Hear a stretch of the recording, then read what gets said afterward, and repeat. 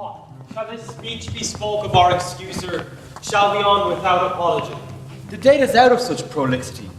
We'll have no Cupid hoodwinked with a scarf, bearing a tartar-painted bow of lat, scaring the ladies like a crow-keeper.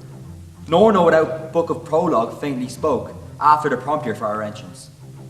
But let them measure by what they will. We'll measure them a measure, and be gone. Give me delight. I am not for dissembling. Being but heavy, I will bear delight. Nay, gentle Romeo, we must have you dance. Not I, believe me, you have dancing shoes with nimble soles. I have a soul of lead, so stakes me to the ground, I cannot move. You are a lover. Borrow Cupid's wings and with them soar above the common bound. I am too sore impierced with his shaft to soar with his light feathers. And so bound, I cannot bound a pitch above dull woe. Under love's heavy burden do I sink. And to sink in it should you burden love. Too great oppression for a tender thing. Is love a tender thing? It is too rough, too rude, too boisterous, and it pricks like thorn. If love be rough with you, be rough with love. Prick love for pricking, and you beat love down. Give me a case to put my visage in. A visor for a visor. What care I, what curious eyes doth quote disformities? Here the beetle brow shall blush for me. Come, knock and enter, and no sooner in, but every man be taken to his legs. Let wantons light of feet tickle the senseless rushes with their heels. For I am proverbed with a grandsire phrase, I'll be a candle holder and look on. The game was narrow so fair, and I am done. Tut, done's the mouse, the constable's own word. If thou art done, we'll draw thee from the mire of, save your reverence, love, wherein thou stickest ups to the ears. Come, we burn daylight home. Nay, that's not so. I mean, sir, in delay we waste our lights in vain like lamps by day. Take our good meaning, for our judgment sits 5 times ere once in our 5 wits. And we mean well in going to this mask, but 'tis no wit to go. Why, may one ask?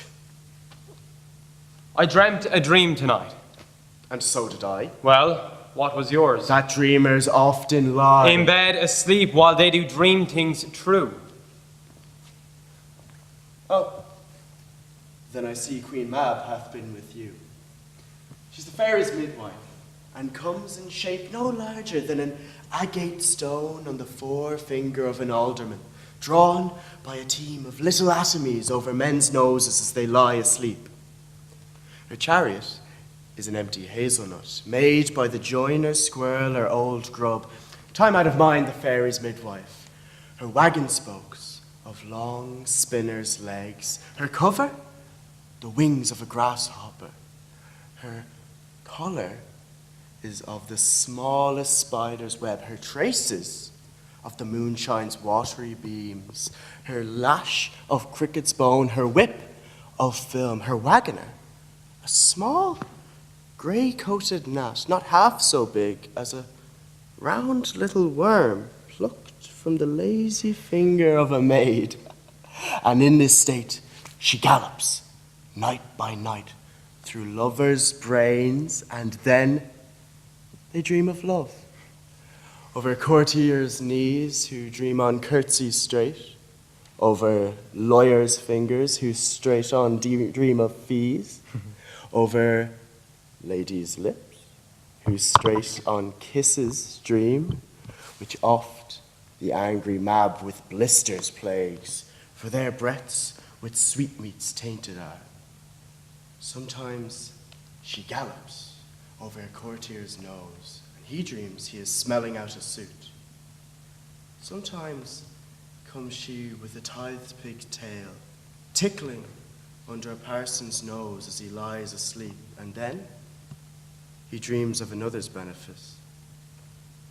Sometimes she driveth over a soldier's neck, and he dreams he is cutting foreign throats, of breaches, ambuscados, Spanish blades, of healths 5 fathoms deep, and then anon drums in his ears. He wakes, and being thus frighted, swears a prayer or two, and then again to sleep.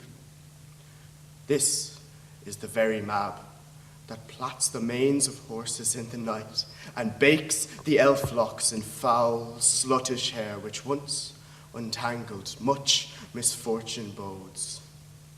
This is the hag that when maids lie on their backs, presses them, and learns them first to bear, making them women of good carriage. This is she. Peace.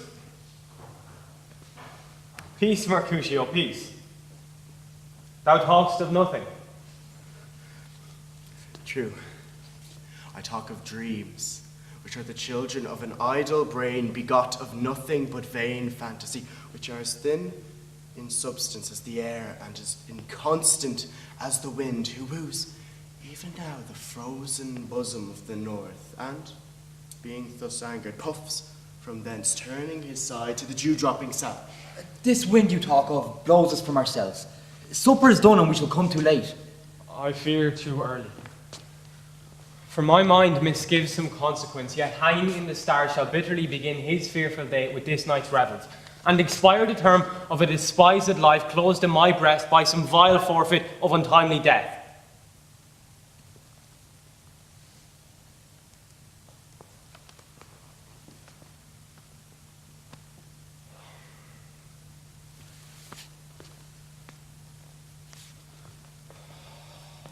But he that hath the steerage of my course, direct my sail.